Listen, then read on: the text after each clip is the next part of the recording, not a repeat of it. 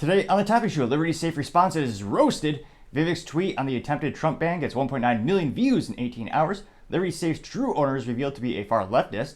SecureIT Volt company goes viral for the response to Liberty Safe situation. DeSantis Newsmax on handling COVID. Ford increases their offer to the UAW while the UAW rejects GM's offer. Apple stock is down after the ban in China. T-Mobile is starting a dividend program. Walmart is cutting pay for online order search fulfillers. And Chevy Bolt has yet another recall. All that and much more on The Topping Show.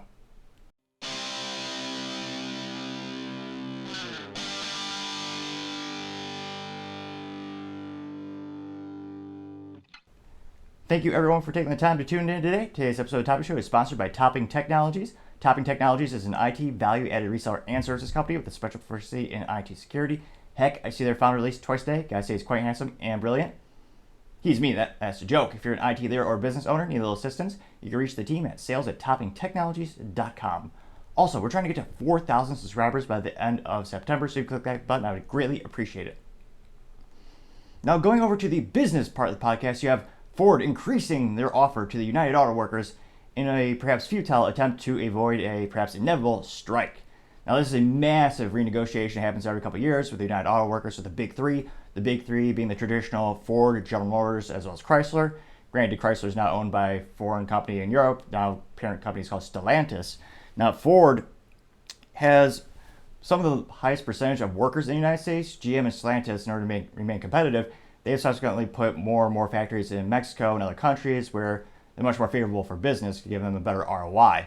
Now, Ford came to the table actually a couple weeks ago, and they initially proposed a 5% general wage increase for the first year, which I wish most Americans do not get that kind of a raise. A 3% performance bump, which I don't think the UAW is going to want to go for because they usually reward tenure more than performance. A 4% general wage increase for the third year. A 3% bonus lump sum for the fourth year of the contract. A cost of living adjustment bonus of $6,000 for the first year. Jesus. A $2,000 bonus each year after that for a grand total of $12,000 in cost of living adjustments, which pretty darn nice. Most Americans are not getting that. They also proposed a $5,500 ratification bonus, which would go to both permanent and temporary employees for the first time ever, which all sounds pretty damn good. But of course, it's not good enough for the UAW. Now you have UAW president Mr. Shawn Fain, who, of course, interesting enough, I looked at their YouTube, I looked at their YouTube profile. Can't help but notice they disable the comments on all of their videos, almost as if they're afraid to have a conversation or someone to critique their high, audacious demands, perhaps. Say what you want about my opinions, but at least always keep the comment section open to get more feedback. Even though I might not agree with everything people say in the comments, always appreciate their perspective and makes the show a little bit better, I feel. Now, it looks like they've been going back and forth. Allegedly, they've actually gone to the Ford headquarters as early as 6 a.m., them being the UAW employees, where they're trying to negotiate this. And it will be interesting to see Ford, in terms of Ford's relationship with the UAW, they do have one of the better ones. I mean, it's a small sample size of 3 companies, but this is with their Ford communications manager, Mr. Mark Turby. And he said, quote, "Ford has bet on UAW more than any other company. That's just a fact. That's our values as an American company. We do things the right way, so we will work around the clock to try to reach a deal for our employees who deserve a good quality of life, but also allow Ford to invest and grow." Unquote.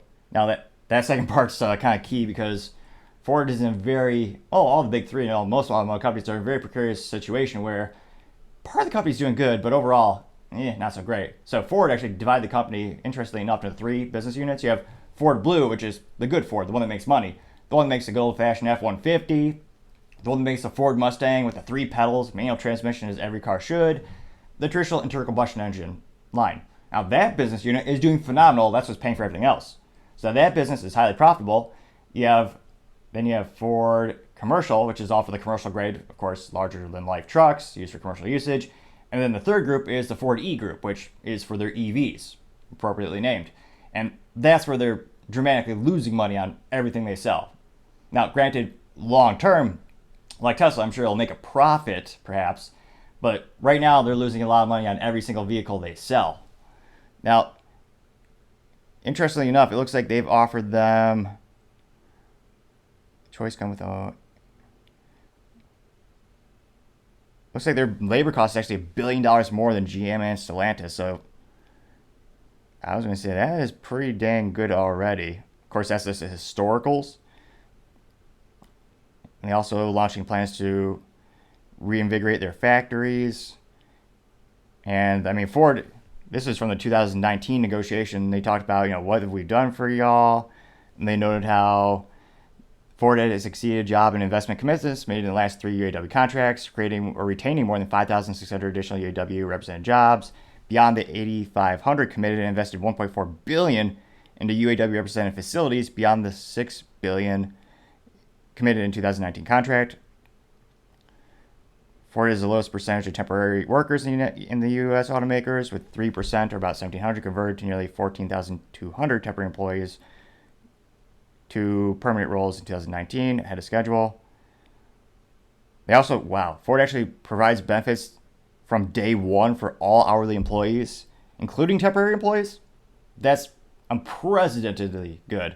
Some of the most highest costs in the United States when it comes to labor and the whole balance of hourly wages versus their additional benefits in terms of dental health care, that can sometimes be ridiculously expensive for a myriad of reasons. And it'll be interesting to see, because it is days away, will they accept it or will they go on strike? If I were to roll the dice, I'd say Ford has the best odds of not being a strike, given their historical negotiation tactics with the unions and giving more than the other competition has. But it'll be interesting to see, is that enough? All these companies are in a very unusual situation where if they can successfully transform their companies into EV manufacturers, which I'm a little skeptical about their business plans and how they're going to go about getting that done, they'll inevitably need less hourly employees for the traditional UAW jobs, where they're more traditionally manual labor, where EVs, they're glorified computers on wheels. Also just as bad for the environment because they have e-waste and, really hard to recycle. But that's what people think is green, and that's what the government and everyone is trying to push. So that's where the direction these companies are going. So it will be interesting to see how the negotiation goes, but I would say of all the companies, Ford has the best odds of not having a strike. I'm not sure how much they'll have to give up or give in, or some, I was going to say some would debate invest. I don't think that's the proper term perhaps, but how much can they afford? Because again, right now, all the profits from Ford Blue, which is, the one that's making internal combustion engines, all that's being funneled into the EV division. And they're still not profitable for the EV division. They wanted to be, but the numbers are off, of course. Because just like anything, when you start a new business, no matter what your numbers are when you budget out for cost, inevitably I always tell people, double it. Because stuff always pops up. And it's not even your fault sometimes. It's just life happens and there's costs exponentially just come out of nowhere, unfortunately. So it'll be interesting to see how the strike goes, if it happens at all. But I would say Ford has the best odds. But we shall see. Other interesting business news, you have Apple stock down $200 billion after China bans government use. Now, that sounds like a lot of money because it is. I mean, that's literally more money than most people can conceivably imagine. But that actually equated to only about 3%. So overall, not too bad. They had a 3% drop last Thursday, then a 3% drop last Wednesday. So a little misspoke, is a couple more, is aggregate. And it's one of those issues where you have several reports where China government is banning workers from using Apple's iPhones. And that's not so good. Now, it looks like specifically China's ordered officials at the central government agencies not to bring iPhones in the office or use them for work. This is according to the Wall Street Journal. They report that, and they're unclear on how wide the ban is. This is perhaps some of the worst news for Apple, not only because they manufacture a lot of products there, of course, which helps them to be the most profitable technology company on the planet, bar none, but it's also because they sell a lot of iPhones there. China is Apple's third largest market and represents 18% of their yearly revenue. Specifically in 2022, that was 18% of their whole revenue. So that's why when it comes to geopolitical politics and relations with other countries, you'll notice that Tim Cook is very apolitical, if not I would actually argue he is very accommodating towards Chinese policies, and he's very accommodating towards their messaging. He is scared to death to disrupt anything with that relationship. Makes sense from a certain perspective, because again, most of the parts of the iPhone are there, most of the assembly is happening there, and it's one of their largest markets. And I know it's cliche to say, but the market is also growing as more and more people in China, even with the economic uncertainty, and there are issues economically in China with the aging population. There are still people increasing in their income and starting to buy more Apple products. So it'll be interesting to see how things go from here. Granted, this is just government devices, but you never know. Will China just ban all of them just out of simplism? Because again, there's a pseudo trade war going on right now. Well, I was going to say not so much a pseudo trade war. The U.S. and China are both having the blocking of technologies and products from each other. You have the White House administration, Biden administration, actually ban the import, or rather the sale of AI-designed semiconductors and chips to China, because that makes sense from a certain perspective, because that's the most advanced, scary technology to a lot of people. We don't know what it's going to be capable of doing. So, and that's one of the things the Chinese market lacks is semiconductor technologies. The most advanced semiconductors on the planet are usually manufactured in Taiwan, another precarious political situation U.S. should probably do something about or do more about to protect them, my 3 cents. But it's also one of those issues where China desperately needs those semiconductors. So China saw the U.S. put that ban. Well, they're going to react with different bans on their own. So it'll be interesting to see. I mean, Apple is such a diverse company, and granted, they're probably going to grow in other countries as well. But how widespread will the ban be in China, and are they hoping Apple does something to fix the situation? Is it hopefully something as simple as a miscommunication error? But it'll be interesting because the U.S. banned Huawei, which, again, that's basically China's Apple. They make incredibly advanced technologies by copying, so more of a copy-paste than actually internal development for many parts. But the U.S. actually banned all those products in the United States for consumers, and they even banned, or specifically as well as telecom communication devices, because they found there was a little spyware hidden in there. So there's a lot of things going on with the global economy, and there's a lot of uncertainties. But overall, given Apple's long-term unprecedented success rate, I figure long-term they'll be just fine. Other interesting business news, you have T-Mobile issuing the first ever dividend to the stockholders. Now, dividends are one of the most important things you can give out as a publicly traded company. There are whole ecosystems of stock reviewers, stock followers, forums. There are whole communities built around just the idea of following and buying companies that pay dividends. Now, rudimentarily speaking, a dividend is where, let's say I buy 10 shares of T-Mobile stock at, who knows, $3 a share, whatever they're at right now. So if they give a dividend of 20 cents per share, that means I would get 20 cents per share. So if I have 3 cents, or if I have 3 shares and it's 20 cents per share, that's 3 times, what is that? We'll do a bit. I know public schools for math, test scores at all-time low. So let's see, it's 20 cents times 3 is 2, 4, 6. 60 cents total will be given to me just for holding the stock. Now, there's an old-fashioned, or rather an age-old debate when it comes to paying dividends versus keeping the company inside the company. There's a lot of people who would argue, well, if I'm holding a stock, I want it to be a long-term thing. I want to sell it eventually. I'd rather have that money go into research and development and have that reinvest in the company. On the contrast, there are other philosophies that think, well, we want to reward the people who continually hold our stock, because obviously when they sell the stock, that hurts us because it brings the stock price down. So there are conflicting ideals, but it is a very attractive thing for people buying stock to see the dividends. I think more often than not, that's what some people look for. Now, I'm not saying they're forced to do this, but their competition is already doing it. So you look at the telecom community, telecommunications, you have AT&T, which is a giant behemoth, of course, and you also have Verizon, another giant behemoth. T-Mobile, for the longest time, they've been the third string, so to say, and it's not that AT&T or Verizon are sure bets. I mean, their stock has dropped precipitously the past couple of years, but they've always been around, so to say. So one of the things that keeps people investing in those companies is that they keep paying dividends. Last year, in total dividends, AT&T paid out $8 billion. Now, granted, that might only be a couple dollars or cents per share, but presumably people who invest in stocks, they have many shares. So over the aggregate, that adds up. Now, Verizon paid even more. They paid $11 billion in stock dividends last year, which is an astronomical amount of money. Again, I always say I'm not a financial guru, and I'm definitely not giving financial advice here. I'm just saying, dang, I wish I had some of their stock perhaps. Now, just the news, just announcing, saying, hey, we're going to give out dividends, this helped T-Mobile. Their stock actually shot up 4% last Thursday. And that's because I think a lot of people are going to buy the stock just based on that one fact alone.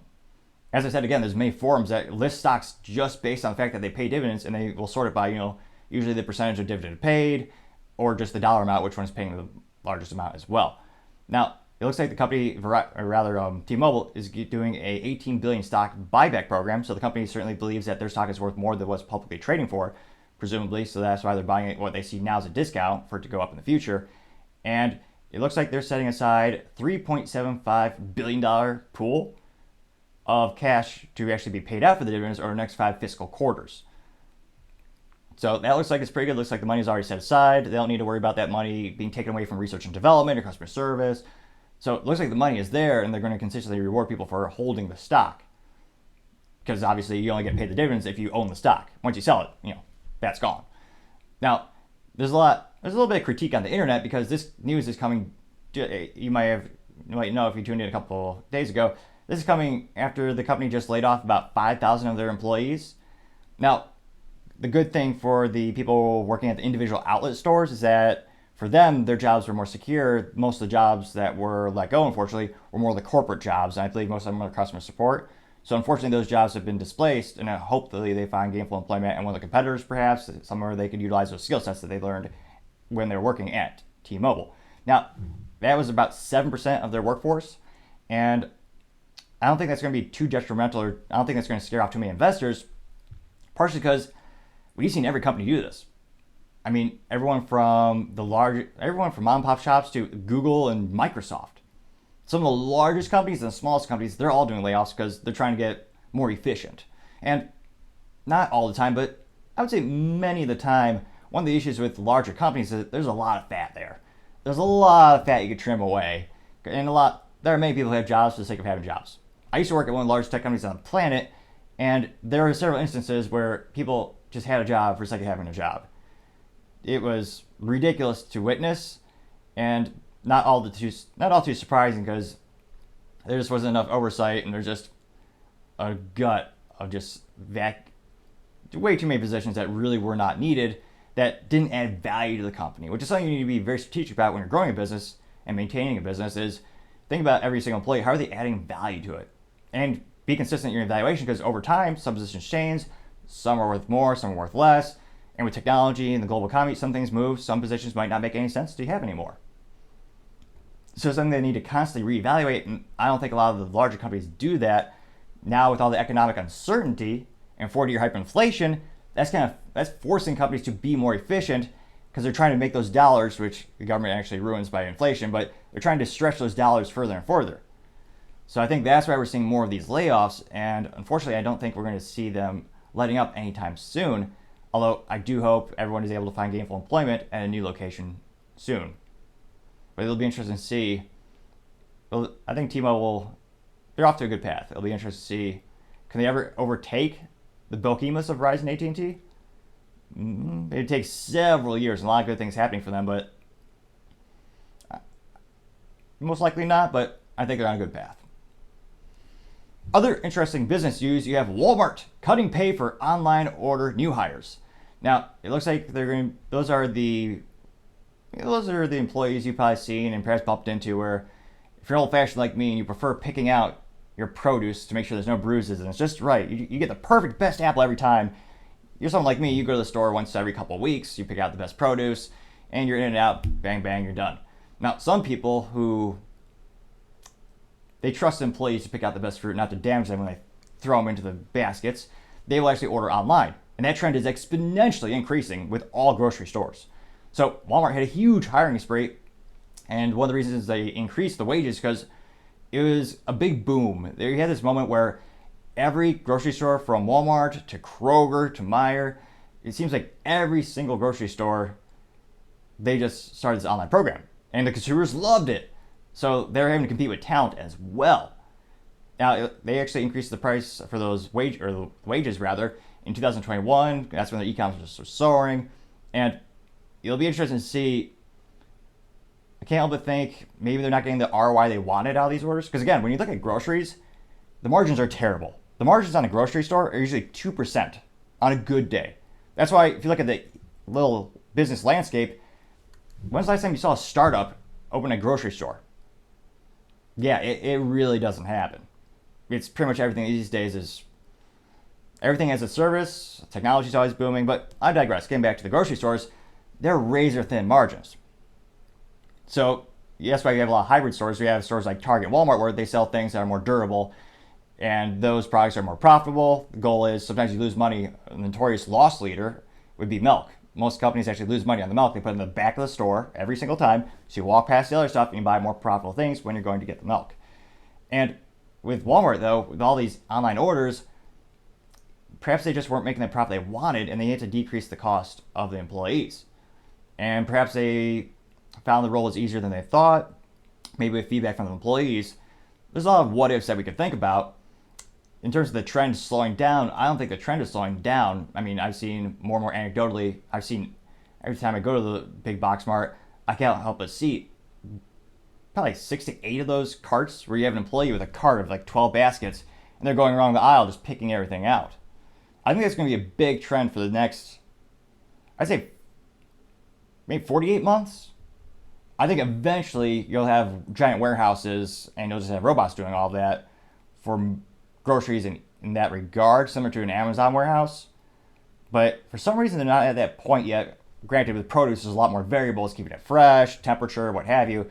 And to actually cool a warehouse be an astronomical cost. It's one of the biggest costs of a grocery store is the electric bill for those types of facilities with the actual refrigerated sections. So there's a lot more variables that go into it, and perhaps right now it's not cost efficient. But there's a lot of economists that are kind of worried. They're looking at this news. They're running about, 40-year hyperinflation. There's a lot of economic uncertainty. I myself, with my IT company, I know customers and prospective clients where they're actually decreasing their spend based on politics. They're uncertain on who's going to be elected in 2024.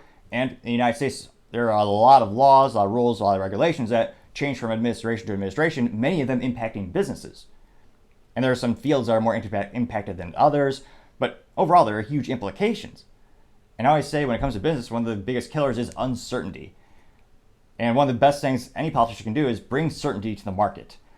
And right now, you also have the Fed with the crazy high interest rates, which they had to do because they shot us in the foot when they printed more money than ever been printed before. So they had to raise an interest rate to try to decrease the inflation they themselves created. And this, I'm not just going to say, it's kind of an apolitical thing. It happened on both sides of the political aisle. But a lot of these businesses are wondering, what on earth are we going to do? So I'm not surprised Walmart is decreasing the cost of the wages. I think they're doing it to be, of course, more profitable long term, more competitive. And I don't think this specific instance is necessarily a sign of a greater economic downfall. I think there's a lot of economic uncertainty. I don't think the specific business point is one that some of the articles are noting when I was reviewing the topic. But in terms of Walmart's growth as well as their business strategy, I think that part of the business with the online sales is going to keep growing more and more because people really value the convenience. Depending on where you live, you're saving a lot of time, not just your time, but presumably depending on what you drive, you're saving money on the gasoline or the electric if you're paying to charge your car and or paying for tolls. All those costs add up. And depending on your income level, your time is worth more or less than the cost of the fee to pay for the grocer to put that in the box and ship it to you. Or you pick it up there at the store. Dealer's choice, so to say. So it'll be interesting to see, but not too surprised. And I think this will just long-term help Walmart propel as they transform their business to give the consumers the best experience possible. Now, going on to the culture part of the podcast, you have Liberty Safe. They have a response to their business blunder, and it was still epically roasted. Now, a little bit of background on this, if you're just tuning into this topic for the first time, Liberty Safe was one of the most well-known, respected manufacturers of safes in the United States, making a high percentage of gun safes, but also having safes for everything, all your business needs. A lot of people bought them for fire suppression. We actually throw some files in there. In the United States, you have to have receipts saved for 7 years if you own a business. And they're well established, great Utah-based company. Everyone trusted them. Life was good. And then, dear God, it came out that one of the January 6th defendees, they had a safe. And the FBI apparently called up Liberty Safe, said, hey, can you open this for us? And they acquiesced immediately. They gave him a code. So it turns out there's a backdoor built into all these safes, both with the old-fashioned rotating combination as well as the digital. And it gets even worse than that. Not only from a security vulnerability perspective, having a master list like that is mentally vacuous to say the least, but they also acquiesce to just the smallest of asks from the government entities. In some cases, they did not even ask for a subpoena to be named. Now, traditionally, if a company had integrity, Liberty Safe would only give up that data if they actually had a warrant or a subpoena issued right to them saying, hey, you, Liberty Safe, must give this over by order of a judge. Now, granted, the United States pretty much bends over giving the judges whatever they want these days when it comes to working against the citizens, kind of like a FISA warrant. They died like 6 in the past decades. That's the committee that's actually supposed to protect your privacy, where the government goes to this court, they say, hey, we want to spy on this person, say yes or no, and they overwhelmingly say, it's like 99.99% say yes. Another issue for another time. So Liberty Safe acquiesced in 2 regards, and it went viral. And it's one of those issues where when a company goes viral, and they traditionally haven't, it's usually really good, or I would say more often than not, it's really bad. Kind of like this podcast. I couldn't help but notice I got a video, I got a lot of views. I go, oh, that's great. And there's a Joe Rogan, Jeff Gaffigan? Who's that? Yeah, I think that was an interview. I'm like, oh, this is interesting. Record number of views. What are people saying? Oh, dear God. A lot of critique on that video. Granted, I learned a little bit from the critiques, and that's how I helped the channel grow and develop, as well as myself grow and develop. So it was appreciated, but then, of course, you have maybe 20% just saying you suck. I'm like, well, that's not very quantifiable. It doesn't really help me improve my research or my perspective. But thanks for tuning in. So, nevertheless, going back to Liberty Safe, so that original statement where they said, oh, yeah, we're going to acquiesce, this is what happened. That's up to 17.4 million views where they said, oh, yeah, we were contacted by the FBI. We gave them the access code. So, for a company that, again, they have very few followers on Twitter, now X. Granted, I'm not one to brag. I think I have 230. You can still follow me, though, at NICTOPPING. Yes, just like pizza. And it looks like the response, well, it didn't do so well. So I'm going to read their response. And the reactions, of course, are, as you would expect, they roasted them. Now, actually, they have so much content they try to put on 3 pages. Quite ambitious, Liberty Safe. Now, this is Liberty Safe's commitment to customer choice. Okay. Quote, at Liberty Safe, we are dedicated to safeguarding the rights and privacy of all our customers. It is a promise that remains deeply personal to all our employees and leadership. Our company, one of America's oldest and largest safe manufacturers, was founded on the belief that Americans should have the fundamental right to protect and safeguard their valuables and property. As a courtesy to our customers, Liberty Safe has long adhered to an industry standard by maintaining a secure database of factory-set combinations. This practice helps customers regain access to their safe for a wide range of reasons, including loss of the original combination, service requests, and warranty issues. Liberty Safe processes over 4,000 requests of this type annually and provides a combination to safe owners only once they provide clear documentation of their identity and their ownership of the safe. We listen to our customers and update our products and policies in response to their evolving needs. Today, we are announcing a change that empowers our customers and with greater control over their information, effective immediately. Existing customers can visit www.libertysafe.com/pages/combination-removal and fill out the form to have their records of their access codes expunged. In this coming weeks, we will release a feature that gives every new customer this option when registering the safe. This change allows for customers to take control of how their information is stored and protected. We understand that many of our customers are willing to assume the responsibility of safeguarding their own combination, while those who opt out of our data storage process will have limited recourse in case of a lost combination. We respect their choice and are here to support them in the way that's best for them. We have also reviewed our policies around cooperation with law enforcement. Going forward, we will require a subpoena that legally compels Liberty Safe to supply access codes, but can only do so if these codes exist in our system. Our mission is to protect what matters most to our customers. Whether it be valuables or privacy, it's our pledge to continue to make excellent products that serve gun owners everywhere. Unquote. Ow. I rolled my eye back so hard in my head, it almost hurt. Because all these, it's almost like a political statement. There's so much BS. And again, one of the biggest issues of, they say it's a secure database. My company does IT security. I can tell you right now, this company does not take IT security seriously. Now, it's one of those things where, just think about it from a security perspective. What if a hacker goes after Liberty Safe? They break into their system, pretty darn easy, and they find a huge database of all the safes, all accommodations. Oh yeah, they have the owner's information, the addresses. So now they don't even have to try. They just break down the door of the house, and they have the combination. And just break open. They don't even have to break open the safe. They open the safe. So it's one of the dumbest policies I've ever heard. And now they're going to require legal documentation from the government instead of just acquiescing to someone asking on the phone. Because, again, there are a couple of unverified instances where this happened, but there's more and more people coming up saying this situation happened where they gave over the codes without an actual subpoena naming them. Ridiculous. Morally vacuous? I'd say so. Against the consumers? Yeah, obviously. Now, in just one day, that tweet got 2.9 million views. And it did get some likes, presumably by feds. It got 3,971 likes. Now, that gives you a ratio of 0.14%. Perhaps there's mostly feds and then 8 people that believe them. Which again, fool me once, shame on you. Fool me twice, shame on me. A wise man once said. Now, looks like the top responses were, of course, highly entertaining and accurate. Now, this one comes from Mostly Peaceful Meme. We actually had a text and a meme. The meme was a gal going like, apparently for some Disney show, and it said, quote, "We will totally delete your data and not give it to the feds anymore," unquote. And it got 72.3 thousand views and 6,576 likes. That's one of the best ratios on the planet. Or as Trump might say, the best ratio on the planet, bar none. That's 9.1%. No one even comes close to that. I'm sorry, I just felt compelled to give you a fun little vocal impression of the day. Now, that is astronomically a great ratio.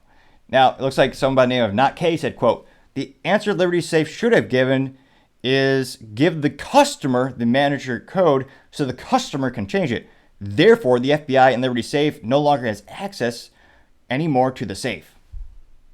Unquote. Damn good point. That got 40,500 likes and 40,500 views and 970 likes.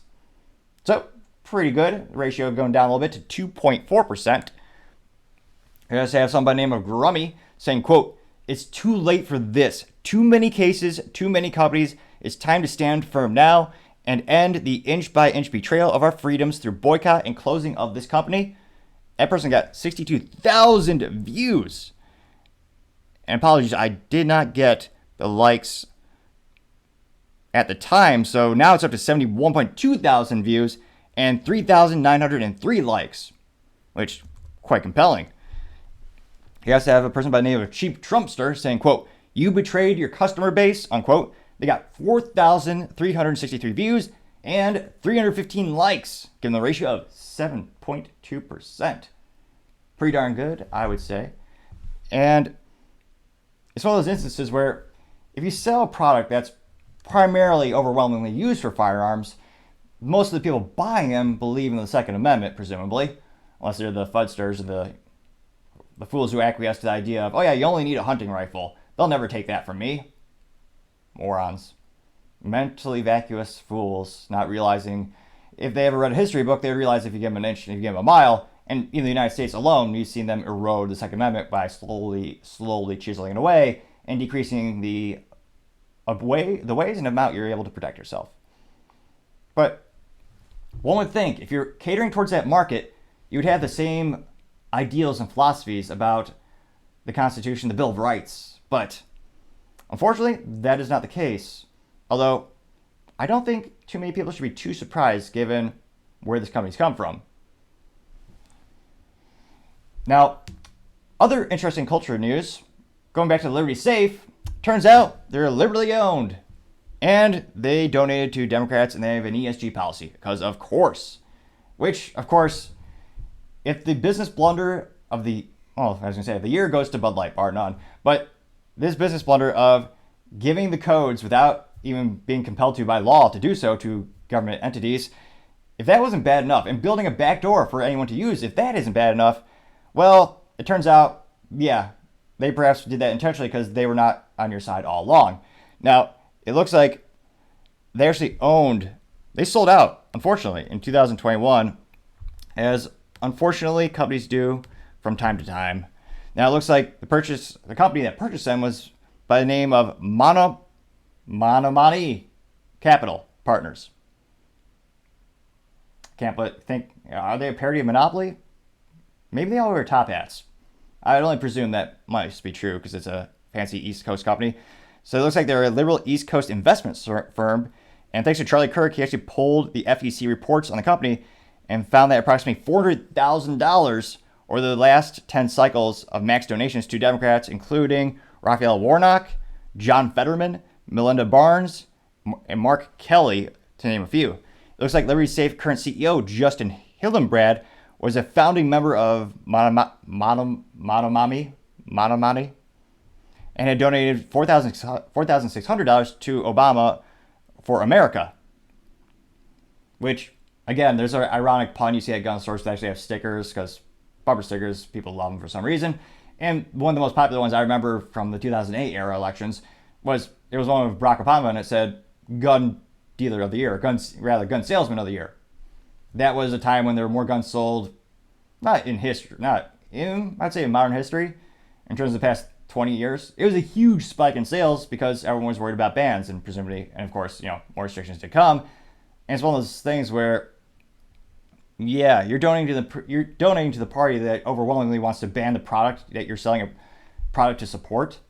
Because, spoiler alert, if you ban guns, you don't need gun safes. And again, I know people use them for different things, but that's their main market.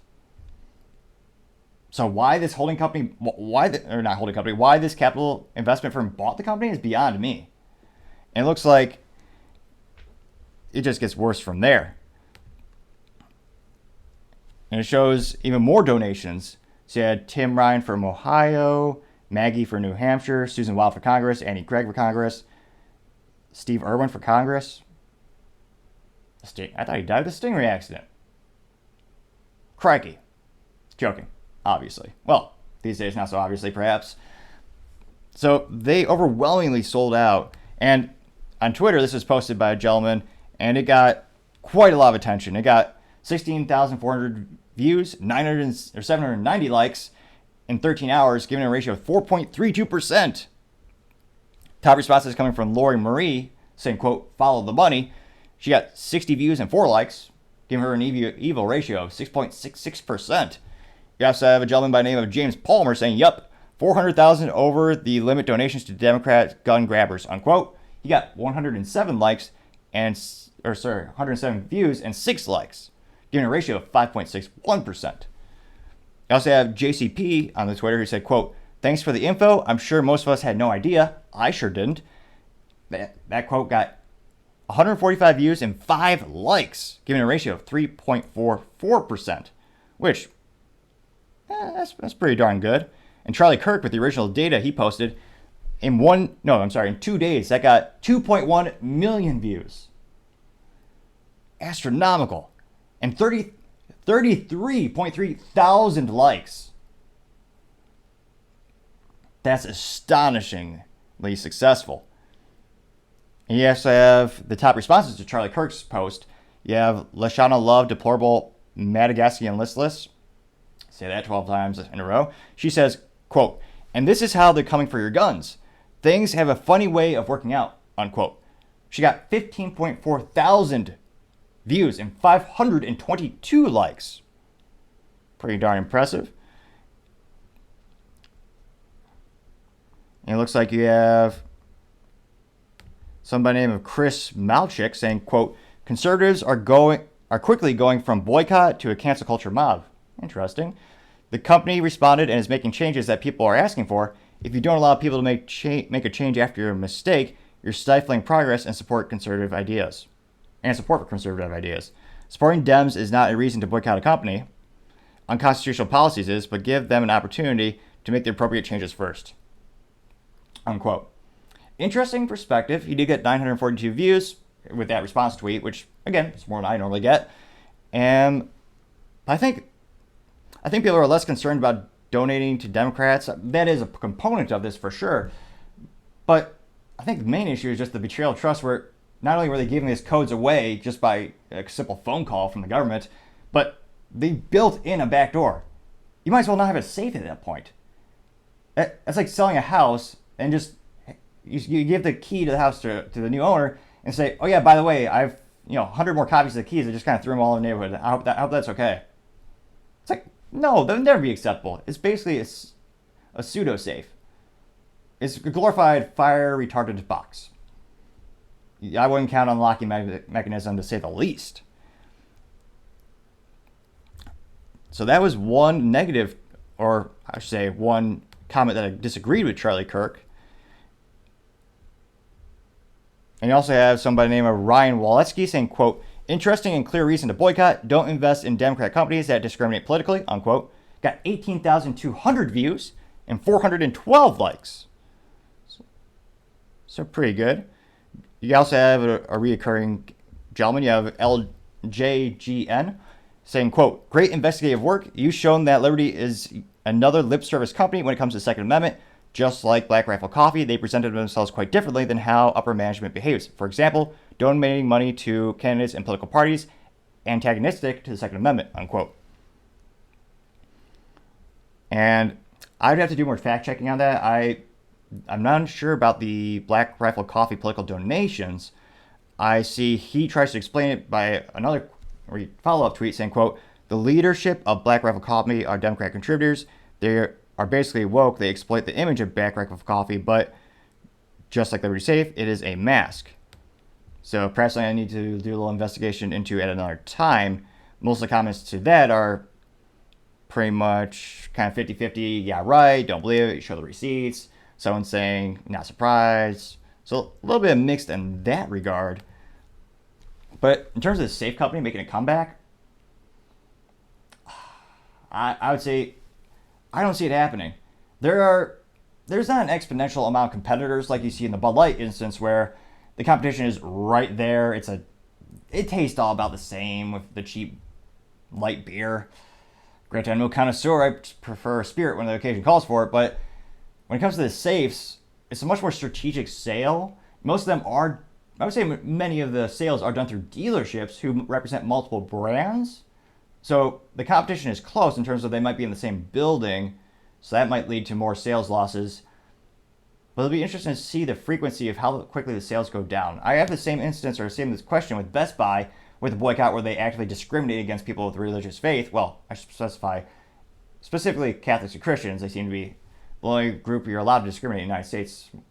Disgustingly enough, people allow that. But because the items you purchase there they're not perishable, like Bud Light, where it'll go bad if it's on a shelf, and you go to the grocery store, twice a month or maybe once a week. It's one of those instances where with a safe, people are buying a safe. I mean, Liberty safes, I think they start at like, if you have the standalone safe at like $1,100, they go up to like 20 grand.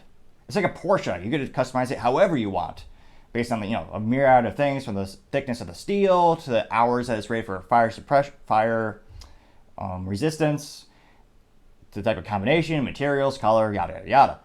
With those types of long-term sales cycles, you have people saving up for years, including myself. I'm glad I didn't go with Liberty Safe now that this news has come out. But how quickly will we see the sales dry up or drop precipitously? Will it be weeks, months? And how much cash do they have in reserves to get over this? With such a large, and again, the competition is fierce. There's a lot of great competitors who make made in the USA safes and do not have these type of backdoors and do not have these types of policies where they acquiesce to law enforcement without even legal paperwork compelling them to do it.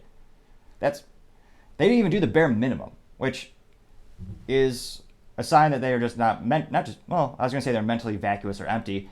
They knew what they were doing, I suspect, because it seemed like they had a relationship with the FBI, specifically as well. There are many instances or reports where they said, oh yeah, they just give us a call, and gave up the code, not really compelling them to do it. Kind of like they were just buddy-buddies. And given the background of, who owns the company And it is unfortunate they sold out in 2021. I really wish they didn't. I don't know if these policies date back, 10 years, 10 weeks. I suspect that will come out with further investigation. But it's one of those instances where I just gotta say, with Liberty Safes, I would say, let me know in the comments, would you ever buy one again? Does this affect your perception of the company? Will you ever entertain a purchase of one? And if you did, you're going to swap out the locking mechanism for a third party, aka a different manufacturer? It'll be interesting to see. I'd love to hear what you have to say, though. Other interesting cultural news, building upon the Liberty Safe, you have SecureIT going viral because they have integrity, unlike Liberty Safe. Now, on the top of this Twitter article, or I was going to say article, it's a tweet. Nowadays, it's just a post. And it's not even Twitter, it's X. So I have a lot of catching up to do, apparently. I'm sure everyone will eventually refer to it to X or something, but branding and rebranding takes time. Nevertheless, SecureIT went on the Twitter or the X, and they said, quote, "We firmly believe in our customers' rights and freedom to control their personal property," unquote. And under that quote, they came out with a graphic where, it's got their cool logo at the top, and they have some text. The text reads, quote, "Recently, SecureIT was made aware of and asked to comment on the situation involving the FBI and a well-known safe manufacturer. The FBI requested the access codes to the safe of an individual for whom they had a warrant to search the property. The company protocol is to provide their access codes to law enforcement if the warrant grants them access to the property. It is SecureIT's belief and protocol that the protection of personal property and Second Amendment rights of American citizens are paramount. Our full line of fast access modular safes are not built with any override system, giving our customers full control. The freedom and liberty to possess firearms is the right of every American citizen. SecureIT always puts the rights of our current and future customers first," unquote. So it looks like a lot of people are happy about this news. Because again, it's one of those instances where, why have the data? There's no compelling reason. And you even have people who call Liberty Safe, where Liberty Safe, instead of giving them the code that they have, they told them to call a locksmith. Thereby defeating the whole purpose of having, or defeating the purpose they claim that they kept the codes for. Now, the reaction to this SecureIT, and again, I'm not to be pejorative about the account, but they're a smaller account on the Twitter, or on X. They have 12.9 thousand followers, which is infinitely better than my social sphere. So they got 12.9 followers, which makes it even more impressive the number of views they got. In one day, they got to this post that they put out, I was about to say tweet, they got 1.2 million views, which is astronomically successful, literally going viral. And they got 15.6 thousand likes. So not the best ratio, but still pretty good at 1.3%. Now, the responses were, as you suspect, overwhelmingly supportive. You have the quartering saying, quote, "I just canceled my order on a Lincoln 50. What do you have that compares?" unquote. The Lincoln 50 being a model of Liberty Safes. Or perhaps I should say a previous model of what used to be Liberty Safes. Now, the quartering's response got 27.7 thousand views and 721 likes. Pretty darn good, 2.6% ratio. You also have some by the name of Brian Houskenshit saying, quote, "Based, this is how a competitor should capitalize on the situation," unquote. He got 23.8 thousand views and 1,331 likes. That is quite impressive, coming in at a 5.59% like ratio. Pretty impressive. You also have a gentleman by the name of Wrath. This person said, quote, "Well, looking at Liberty to pick up in March, was looking at a Liberty to pick up in March as a safe upgrade. Now I think I'll be going with you," unquote. This person got 14,000 views and 221 likes, giving the ratio of 1.57%. Pretty good. And that person perhaps saying what everyone else is thinking. For years, people are thinking, will I be able to afford a Liberty Safe that costs, 6, 7, 8, 9, 12, 20 grand? As you're working with the online custom builder, making it just right for you, saving up week after week, paycheck after paycheck, to someday get that to that level of getting one of those luxury, high-end safes. And all of a sudden, that gold's vanished. You're going to go look at maybe a Fort Knox safe, maybe a SecureIT safe.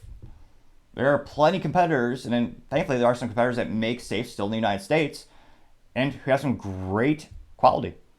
They also have fire resistant capabilities. They also have thick gauge steel, similar features, put carpet in it, put lights, what have you. So it'll be interesting to see how this company does. I can't help but think, SecureIT, what's this going to do to their sales? Maybe 20% sales bump, 30%, 40%. When it comes to the Bud Light business blunder of the century, you have the competitors increasing their sales between 10 and 23%. Yangling consistently getting about 20% more sales this year, going by week sales, compared to the same fiscal week last year. Pretty damn impressive. I can't help but think we're going to see a similar situation when it comes to these safe manufacturers. I mean, the only really question there is will Liberty Safe make it out the other end? I can't help but think Magic 8 Ball would say for Liberty Safes, or perhaps we need to rename that. Not Liberty Safe. Something tyrannical safes, lockless safes. Let me know in the comments, what's a better term? What's a better name that they should rebrand themselves to more accurately represent what they stand for? Let me know in the comments. Let's see what we can come up with together. Now, going on to the political part of the podcast, you have Vivek Ramaswamy's tweet on the forces trying to ban Trump for running, getting 1.9 million views in 18 hours, which is astronomical. Now, I will say this as a little caveat, and I appreciate the feedback in the comments. A couple of days ago, someone said, Topping, are you aware that you can actually buy views and likes on many social media platforms? I said, yes, that is true. I've done a little bit of research on that. I know there are certain providers, but long term, it is usually not prudent because it artificially skews your numbers and the parent companies always catch you. So it could very well be happening right now. I don't think that would be a long-term successful plan for Vivek because, again, this is a long race. The election is still, relatively speaking, a long way away. If he were to artificially boost his numbers with a unethical means, I would have guessed strategically it'd be more towards maybe October next year. Because again, most of these technologies are eventually detectable, very similar to cybersecurity. This little cat and mouse game, trying to make sure only the right tweets are shown and only real followers are going. And when it comes to most social media platforms, it's very easy for you to artificially change the view count. It's much more difficult to change and artificially replicate comments. So that's why I always say a really good way to see if a video has a lot of authentic views is look at the ratio of how many people are commenting on the video. This stands true for most platforms, whether it be YouTube, Rumble, or Twitter, now X. The more I research how to check out channels, the more I find that is a good rule of thumb for now. Again, with ChatGPT and all these other AI technologies, we might get to the point where it's very easy to replicate comments as well.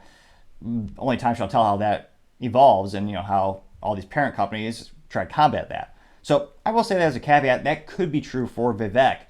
But with the data I have right now, I think more likely it is true he is getting these amount of views or impressions, as they would say, on Twitter X. Now, it is a little bit lengthy, but going to his statement, and I was going to say, unlike Trump, he doesn't really have a good accent or like an accent that you can parody. So you won't get to hear me butcher an accent during this part of the show. I'm sorry. I wish there's something I could do for you, but you'll just have to hear my mixed, Midwest Southern accent, and be content for now. So this is from Vivek, and he says, quote, "Having tried just about every trick in the book to eliminate President Trump from running in this election, the left is now deploying a new tactic to bar him from ever holding office again, the 14th Amendment. As someone who is now polling in second or third place in most major national polls, I would be able to more easily win this GOP primary if Trump were eliminated from the competition. But that's not how I want to succeed. I stand on principles over politics, which is why I am sharing the following viewpoint, despite the fact that Trump is one of my opponents in this primary.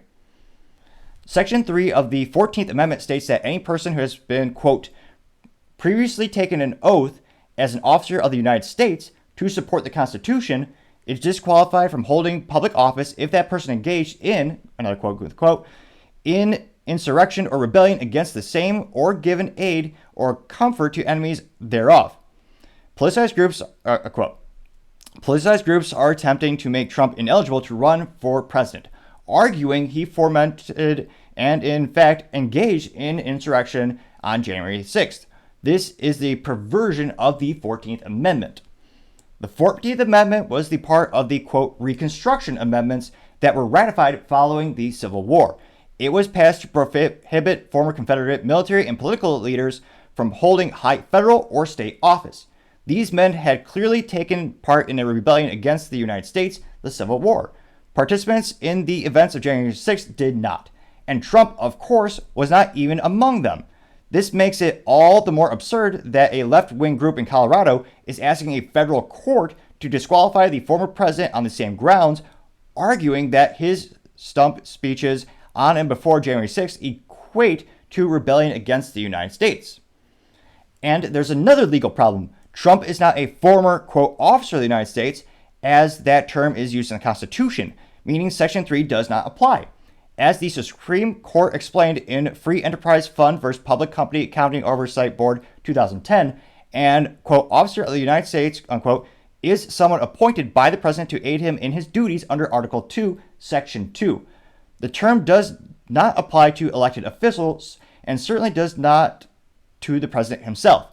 The framers of the 14th Amendment would be shocked and appalled to see their narrow provision intended to bar former U.S. officials who switched to the Confederacy from seeking public office being weaponized by a sitting president and his political allies to prevent a former president from seeking re-election. I've said it before, I'll say it again, President Biden and his allies are engaging in election interference of the highest order. Yesterday's filing is just the latest in a string of baseless lawsuits designed to silence political opponents and swing the election for Joe Biden. This time by depriving Americans of the right to vote for the candidate of their choice. The judge assigned to this case should immediately toss it out. Our country is becoming unrecognizable to anyone who understands our Constitution, and we don't have long to fix it. Unquote. Again, if only there's more of an accent I could play around with like Trump. Oh well, that is quite a mouthful. And interestingly enough, I can't help but think he's one of maybe 12 people. He's one of maybe he's one of 12 candidates. He's one of the few candidates who've probably actually read a history book, let alone the United States Bill of Rights Constitution. I think there actually should be tests for people in the government to actually, know the foundation of the government.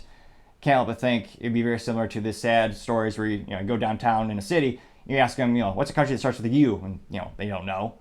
Or how many states are there? And they guess 53, some moronic number like that, where they just have no idea because either they don't care or they're not educated. Or both. The public schools, though, they deserve more money, I'm told. So, interestingly enough, you had a couple good responses and a couple negative. But overall, I'd say scrolling through the comments, I'd say about 75% positive. So better than his previous post where he was posting about social media and how to protect children from it. That was much more divisive and divided on how people viewed it in terms of the government role as well as his statements. Now, the top one was someone called Ryan R. saying, quote, Vivek constantly comes out and speaks what's on his mind. He doesn't need pollsters or analysts and PACs to coach him. He just does, unquote.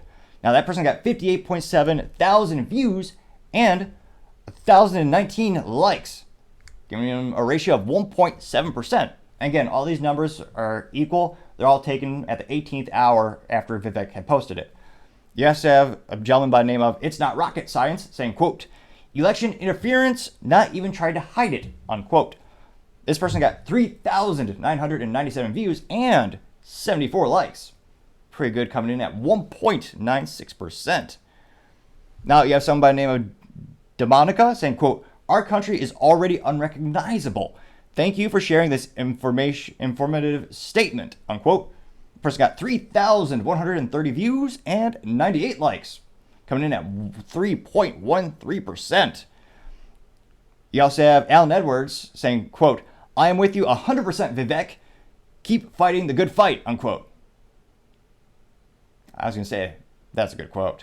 He says 20.5 or rather, it got 20.5 thousand views and 394 likes, giving a ratio of 1.92%. Pretty good. And I just like that phrase, fight the good fight, because it is true. Now, you also have some that were a little more critical of him coming, and then some that are just kind of middle of the ground, saying from Big Jim CEO, he said, quote, "You have our attention, Vivek, for 2028, unquote." That person got 18,500 views and 264 votes, or rather likes, giving a ratio of 1.43%, which is pretty darn good.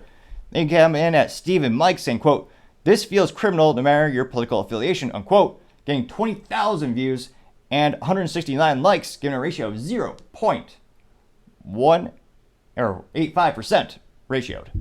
So pretty darn good. And in terms of the waiting for 2028, that's something I'm noticing that more and more as he's progressed through the political process, trying to win the primary. I've seen more and more of the comments, and there are a lot of people who really, they like his ideals and they appreciate how articulate he is with his ideals as well.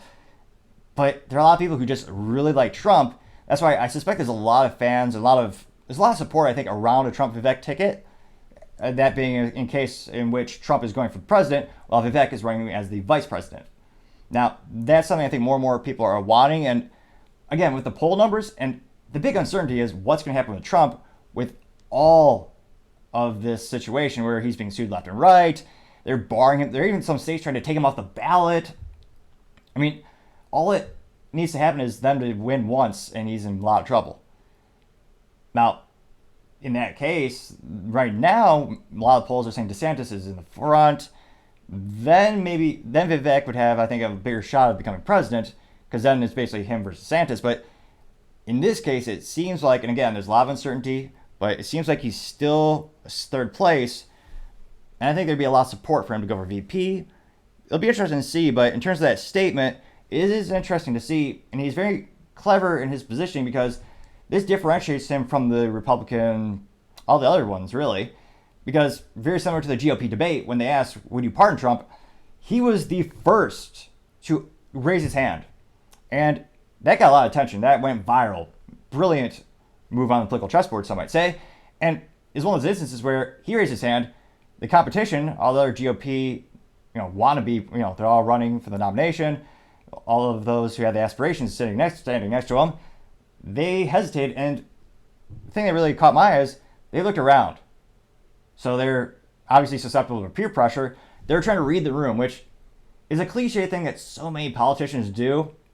And you've seen this all the time where they change their positions, not because positions name the topic, they flipped on all of them, but a lot of them where they just lick their finger and put it out in the air to see which way is the wind blowing today? What will get me more votes? And I think a lot of people are really not appreciating that. And I do apologize if there's I'm trying to see.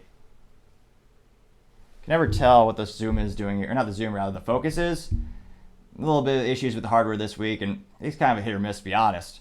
So trying to see what I can do to keep it in more focus, and I'm using autofocus, but unfortunately, sometimes technology just does what it does, or rather, it doesn't.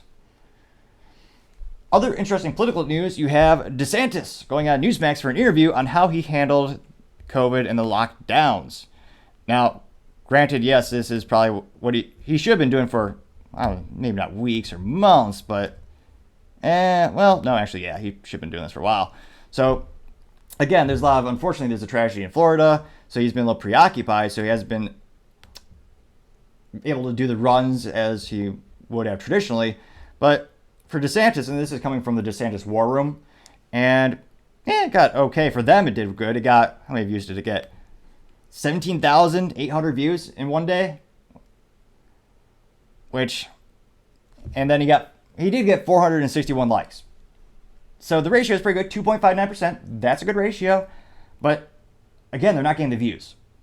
So I don't know if they need to just pay more for advertising on other platforms and pay to promote some ads. I don't know, but again, I think there's some good messaging, but right now it's not going viral, which, cliche to say, that's kind of what you need to happen when it comes to political situations. So this is the text that they have before the video. They say, quote, Earlier, when DeSantis enacted permanent bans on COVID lockdowns and mandates, people said, quote, oh, that's not going to happen. Those days are over, but it's happening again, unquote. And it will keep coming until those responsible for COVID authoritarianism are held responsible. As president, DeSantis will end biomedical tyranny once and for all. So that was their text above, and this is the video below. Governor, we noticed that Joe Biden is now saying that he's going to wear a mask in the White House.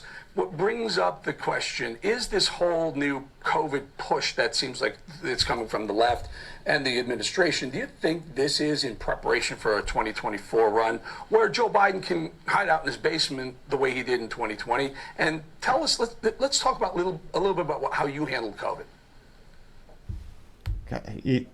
I'm not saying... I think he needs to work on being more personable. And that's coming from me.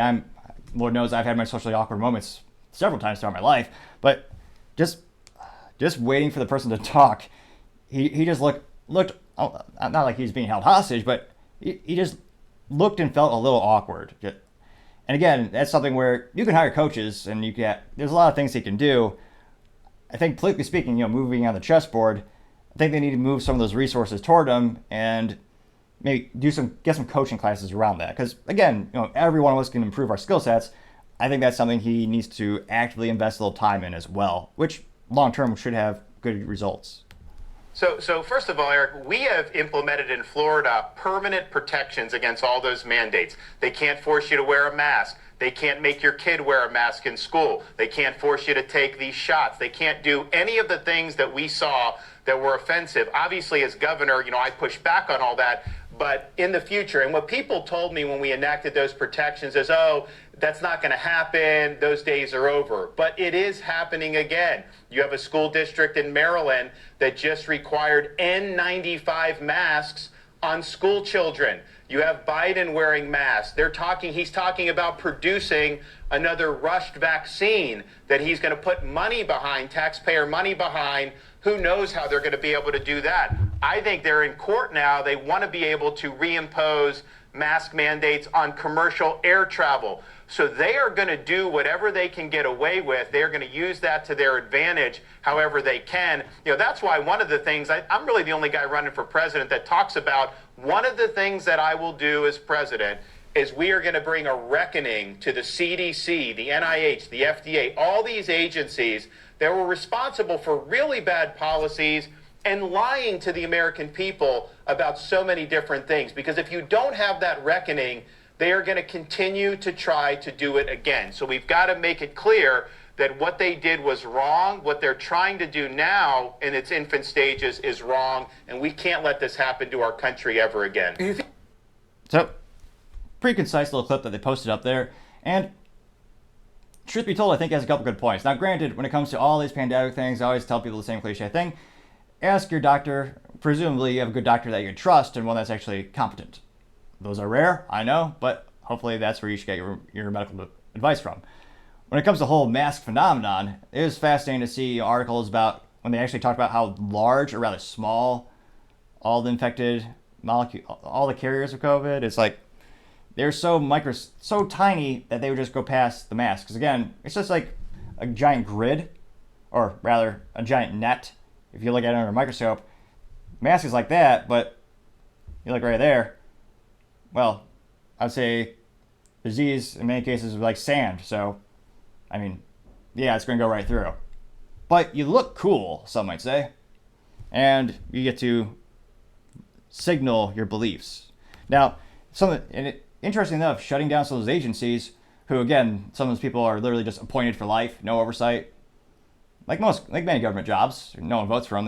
They get them and then they just stick around, getting paid more and more and more and more of your tax dollars, presumably forever. Remember, Fauci was the highest paid government employee. That's ridiculous. More than the president? Jeez Louise. On top of the kickbacks and the investments he made in the pharmaceutical companies. Another topic for another time, perhaps. Now, the top responses from the DeSantis clip, we have someone by the name of CJ saying, quote, "We really like to see Governor DeSantis wade into more unfriendly waters with some of these media appearances. Would be a good way to add a little juice to the campaign if he carried up some of the propagandist, or carved up some of the propagandist." That person got 166 views and 3 likes. Well, not a lot of likes, but a pretty good ratio of 1.33%, or rather 1.8%. Now, you also have another gentleman by the name of Proud Conservative saying, quote, dump Trump and join Team DeSantis 2024, unquote. That individual got 76 views and 2 likes. So, 2.36% ratio. It's pretty darn good. But the issue is, again, not a lot of people are seeing. Not a lot of people are tuning in. And again, 17,000 views, that's not great. Now, I would say in terms of social media, he's probably a little bit more viral, or they do get a little bit more views than Nikki Haley when you look at the online views with the Twitters and what have you with the YouTubes. But again, I think he needs to do something. He needs to exponentially increase the engagements he has with podcast interviewers and, in this case, news outlets. That's how Vivek is really thriving and growing socially online and social media. He's sitting down with pretty much every podcaster you could imagine, and pretty much the biggest names in every category. Even someone like Colion Noir, who's a famous YouTuber and awesome Texan, as we all are. And he sat down and talked about segmenting with him for a pretty good interview. Other candidates aren't doing that. A lot of people tune into social media, folks. A lot of people follow Colion Noir, especially in the Second Amendment community. That's a great way to connect with them. You're connecting with that audience. That's invaluable. In most cases, you don't even have to pay for it. It's free PR. It's a pretty darn good deal. So it'll be interesting to see. Let me know, what did you think of DeSantis' message? And then what do you think he needs to do to get it out more? What will it take for him to go viral on the social media? Because they do need to get more views to get that message out there. Because some messages I think are good and will resonate with other people who are looking at the Republican landscaping and thinking, who would I want to be the future president? I think he does have some differentiators with his background, and he does have some success, a track record where you could actually point to, here's instances where he came across these situations, here's exactly how he acted. So again, he needs to continue to highlight that more, I believe. But let me know in the comments, what will it take for him to really pull further ahead in these polls? It'll be interesting to see. But as I always say, time shall tell. Other interesting political news, you have the United Auto Workers rejecting the insulting General Motors offer, aka a realistic offer. Now, it looks like GM's proposal included the largest 4-year wage hike in decades, roughly 10%. However, that's far less than the 40% the unions are asking for and seeking. Now, I kind of debate where I put this in terms of the show. UAW is a huge political mechanism. Unions in general, I believe during 2020, was it 2020, they gave $1.8 billion in political donations. So they're a huge political movement, UAW in particular, that I suspect that was one of the reasons they got bailed out in 2009. They donated to the people who just coincidentally chose them to be bailed out when many other companies just kind of died and went away. Coincidence? No, I don't think so. Now, you have the UAW president, who makes a pretty penny. I've been looking at, it's very interesting how they hide data at the UAW, as well as shutting down comments. I find that kind of a sure sign that maybe their ideals are indefensible, perhaps. As well as instances where there are people in the comments, and I actually had a conversation on YouTube with someone who actually works at a GM factory, and it was an interesting back and forth. Got to learn a little bit about his experiences. I explained to him my perspective and what I was looking at in terms of the global automotive landscape and what you need to be competitive. And I didn't shut down those conversations. I encouraged them, because I would argue I'm just an old-fashioned American. I actually believe I might not agree with everything you're saying, but I'll fight to the death for your right to say it, which is something every American should believe in, because that's how our country was founded. But I partially digress. On UAW's YouTube channel, they disable all comments. On my channel, not to brag, but comments will always remain open. The only time it's been disabled is when YouTube disabled them, which ironically was I made a YouTube video critiquing YouTube censorship. They shut down the comments. And then I had 2 Bud Light videos where they shut them down. Every time when I go inside the back end of YouTube studio and I select my default button of allow all comments, it immediately reverted back to disable comments. So that's something you'll always see when you tune into my show. And we'll eventually, when we get big enough, we have more high enough volume of comments, we'll even have a comment section on the show. So I really appreciate you taking the time to comment if you have a couple of seconds to do so. Now, Sean Fain says, quote, after refusing, again, he's a UAW president, quote, after refusing to bargain in good faith for the past 6 weeks, only after having federal labor board charges filed against them, GM has come to the table with an insulting proposal that doesn't come close to the equitable agreement for America's auto workers, unquote. He continues to say, quote, the clock is ticking. Stop wasting our members' time. Tick tock, unquote. Now, he is certainly sensational to say the least.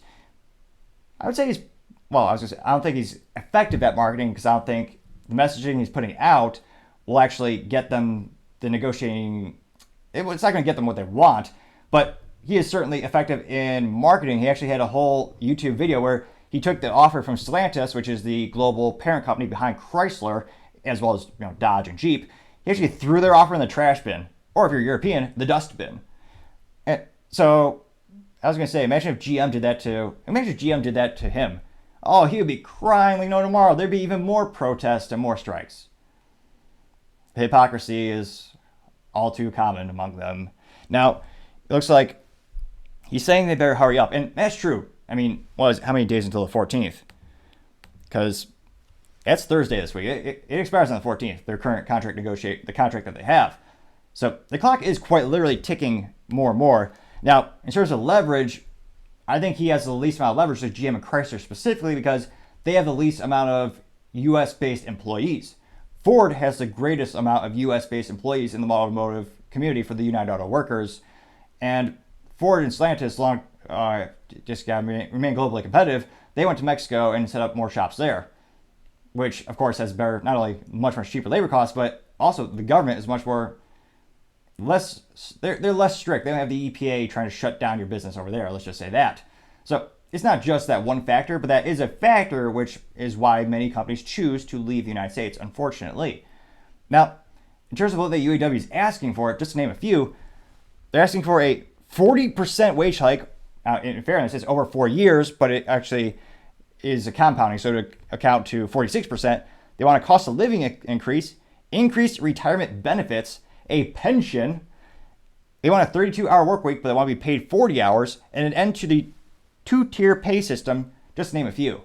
And perhaps it's just like Trump's art of the deal. You ask for everything, then you're willing to negotiate a couple things, but I don't know if he's playing hardball, but I'm not hearing them really coming to the table with anything less. They're not just asking for the farm, they're asking for the farm and the barn and the house, everything. Whole kit and caboodle. Now, again, this is right now with the current things the UAW is proposing. It's going to cost, again, these companies $80 billion each over 4 years. That's a big number. Now, again, that's if they get everything they ask for. So right now, that cost is $80 billion over 4 years, when these contracts are 4-year contracts. And again, I don't think there's no conceivable way they're getting everything they want. It's not going to happen. You have their competition, you have Tesla growing exponentially. They do not have a union. You have Toyota, Honda, both growing. They don't have unions either. The cost of labor, and even just the 2009 statistics alone, looking at the comparison between the hourly wages of assembly line workers, they're much cheaper and more effective at Toyota and Honda. And the car's more reliable. I'm not saying every GM car is going to break down. I'm just saying statistically, the other cars will last longer. There's a reason Toyota will last a quarter of a century and 1 million miles. And in fairness, after the interaction with the folks in the comment section, I do agree that's partially because they use cheaper parts. Partially they have to because partially the labor is increased, so there's less money to work with. There are a lot of variables that go into the reliability of a car. Is it interestingly enough that the most American cars, according to cars.com, in terms of made in the USA, were Tesla? They got the top 3 or 4 positions. And then Honda and Acura, which is owned by Honda. And I believe you had one more Japanese company. I think it might have been Lexus, which is owned by Toyota. And they define an American as the percentage of parts made in the USA as well as the assembly in the USA. I think GM wasn't there until the Corvette at, I think number 30 out of 100? So it's one of those instances where the other companies are actually, depending on who you talk to and who you debate, you could say more American. They have headquarters here. They have lots of factories here. They make a lot of great cars in Kentucky over at Toyota. I know people who consider them a Texas-based company because they moved their headquarters from California to Plano, Texas, bringing thousands of jobs, boosting the economy. So it'll be interesting to see as the clock is quite literally ticking, because don't get me wrong, there's always, a wise man once said, there's no solutions, only trade-offs. It's true, if they do allow the strike, that's going to cost GM money. It's going to cost Chrysler money, it's going to cost Ford money. So they could hire third party, or pejoratively, I believe they're referred to as scabs. But we should think of it, what's the antithesis of a scab? What could we call them? Maybe we call them Band-Aids. That, Matt, we might have to have that trending someday on the Twitter. GM hires Band-Aids. Because again, right, if they gave them everything they want, I think it would just handicap and kneecap the company. Because again, they're making profits now, but they also need to put that into, I would argue, two things they should be investing in right now. One, research and development before EVs. I don't think EV is a long-term, again, there are a lot of variables in technology specifically as well, where we might have an EV car that comes out tomorrow that will last a quarter century and 1 million miles. That's not how the tech is today. Also not very recyclable or good for the environment in terms of being green, but they look green. So that's perception. Personally, the best ROI for the planet and you is just buy a Corolla, the best-selling car in history, made by Toyota. Last 1 million miles, quarter century, good old internal combustion engine. Pretty good ROI. But these companies need to reinvest in the new technologies because that's what they want. Well, that's what the government is forcing them to do as well. And they kind of need a rainy day fund because, again, you have 40-year hyperinflation. And again, that I know it affects the workers as well. I'm not saying they should get anything. I'm just saying they need to think about the economic uncertainty. What if people stop buying cars? The rate of buying cars is decreasing for many reasons. Partially because of the exponential increase in interest rates. Which again, that's not the fault of employees or the corporate GM. I would personally blame the government for printing more money than you could possibly imagine, but that's an outside factor that's affecting the situation right now. And in this hyper-competitive market, right now, if you believe in EVs, Tesla has an overwhelming lead on the competition, even now. I remember a couple years back, Nissan and a couple of competitors opened up a Tesla, and they said, dear God, we're 13 years behind us in terms of technology. So it'll be interesting to see. GM's gone bankrupt a couple times ever since Billy Durant founded the company when he combined Buick and Oldsmobile. And people think I hate have an antithesis against certain people and the UAW. I just don't think it's competitive right now. And again, the competition is fierce. And sales are slowing down. The competition is fierce. And I don't think long term it's going to be financially viable. So let me know in the comments. Do you think will the strike come through fruition? If so, how long will it last? People think they're only trying to cut in terms of cost of the UAW. General Motors specifically, they they bought out 5,000 people in terms of their contracts in February this year so that they can just get rid of their positions. So instead of firing them or paying them a severance, they paid them for the remainder of their contract, to my understanding, and they let them go. That's 5,000 salary positions. They're trying to do cuts everywhere. And I got some people on LinkedIn actually pointed to, because I asked them, what was it? Do you think the UAW will bankrupt the companies? A lot of people pointing to the salaries of the CEOs. Well, that's what the shareholders agree to. They're fine with that. Otherwise, they would speak up or protest or vote it down. Also, they're not getting paid I think someone said Mary Barr made $27 million. That's a total compensation. I think it was a couple million, don't get me wrong. But the rest was stock. Okay. Is that really affecting the price of the car? No, not really. But there are a lot of interesting variables. I'd love to know your experience. If you work at maybe corporate for the UAW, or if you work on the assembly line, I'd love to hear your experiences. Let me know, do you think it's going to happen? What other variables should I take into account for my update of the situation as it continues to evolve and is a very fluid situation? It'll be interesting to see, but I really appreciate your feedback, and I love having these conversations where we're both learning, and it'll be interesting to see where we go from here. Now, going on to the business blunder of the day. You have GM again. You have the Chevy Bolt having another recall. A car known for bursting into flames. GM quality, some might say. And another issue of trying to pivot towards EVs, which GM makes a great V8 engine, which is why they reinvested $938 million into research and development, into the next V8 iteration that they're developing. They make a great V8. I would say the pinnacle of GM was perhaps 2004 Corvette Z06, which only came with a stick shift, as every sports car should have. But when it comes to EV, they're behind the learning curve. So mistakes are going to happen as you transition the business, as Mary Barra wants and the GM, the government wants. Remember, Mary Barra, the CEO of General Motors, she wants to be full EV by 2035. That's right around the corner in business news. TikTok. Cadillac is going to be, to her goal, 100% EV by 2030. 2030. That's even closer. Because again, a lot of these things takes a lot of time, a lot of research and development. You're going to have to retool a bunch of things. Now, this vehicle was previously recalled because it burst into flames. I remember actually went to an IT conference where there was a sign that says you're not allowed to park your car in this garage if you had a Chevy Bolt, which is perhaps a bust. Marketing A+, because a bolt is a bolt of lightning and it'll burst things into flames. So it is highly representative of the product itself, albeit hilarious and, that's just silly. But it looks like this is now a voluntary recall for the charging cords because they might spark you. So it looks like it's a voluntary recall. So the good news is, and the silver lining of the situation is, it's not deadly. No one's died from this. There's no reports of anyone having major injuries. And they're noting that they have 10,000 cords, charging cords, that can give users a shock. Now, apparently, these are the Webasto charging cables, and they're the ones used for certain 2022 and 2023 Chevy Bolts. Now, according to General Motors, again, there hasn't been any serious incidents or accidents, and their testing determined that the shock would, quote, only last 1/40th of a second, unquote. And it's just one of the things where it's long enough to scare you, but now the caveat might be, what if you have a pacemaker? Obviously, there's always caveats and nuances to every situation, or many situations, I should say. So it's not great, but they also noted that the Webasto charging system just isn't communicating, and the issue doesn't solely rely on the software of the cord itself.